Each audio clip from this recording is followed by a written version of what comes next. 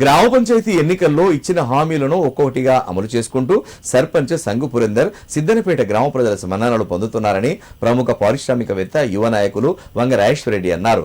సిద్దనపేట సర్పంచ్ పురేందర్ యువకులకు స్ఫూర్తిదాయంగా నిలుస్తున్నారని ఆయన పేర్కొన్నారు. సిద్దిపేట జిల్లా నంగునూరు మండలం సిద్దనపేట గ్రామంలో గ్రామ సర్పంచ్ సంగు పురేందర్ ఆధ్వర్యంలో ఉచిత హెల్త్ క్యాంపు నిర్వహించారు. ఈ నేపథ్యంలో ముఖ్య అతిథిగా వంగ రాజేశ్వరరెడ్డి హాజరయ్యారు. ఈ సందర్భంగా ప్రముఖ పారిశ్రామికవేత్త యువ నాయకులు వంగ రాజేశ్వరరెడ్డి మీడియాతో మాట్లాడారు. గ్రామాల్లో ఉచిత హెల్త్ క్యాంపుల ఏర్పాటుతో వ్యాధులు ముందుగానే గుర్తించి మంచి ట్రీట్మెంట్ పొందవచ్చునని తెలిపారు. ముందస్తుగా రోగాలను గుర్తించి ట్రీట్మెంట్ తీసుకుంటే పెద్ద ప్రమాదాల నుండి బయటపడవచ్చునని చెప్పారు.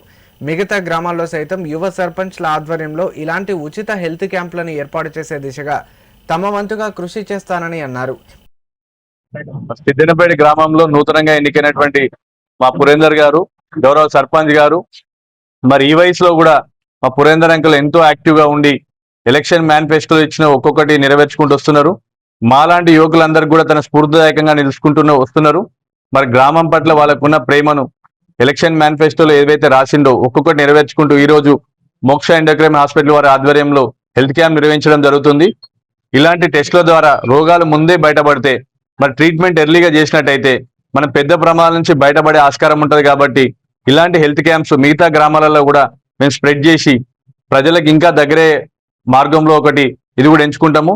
రెండో విషయం ఏంటంటే ఈ సిద్దనపేట గ్రామానికి ఆల్రెడీ టెండర్ అయినటువంటి బీటీ రోడ్స్ కూడా ఇంకా కూడా ఆ వర్క్ మోక్షం జరుగుకోలేదు. కాళేశ్వరం వాటర్ కూడా ఇప్పుడు రాలేదు.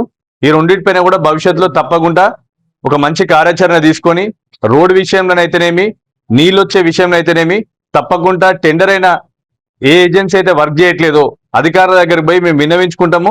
స్పందించకపోతే మా నెక్స్ట్ కార్యాచరణ కూడా చెప్తాము. తప్పకుండా మిగతా 2 వర్క్స్ కూడా పెండింగ్ ఉన్న వర్క్స్ కూడా ఇమీడియట్ యాక్షన్ తీసుకోవాలని చెప్పేసి కూడా మరొకసారి విజ్ఞప్తి చేస్తున్నాము.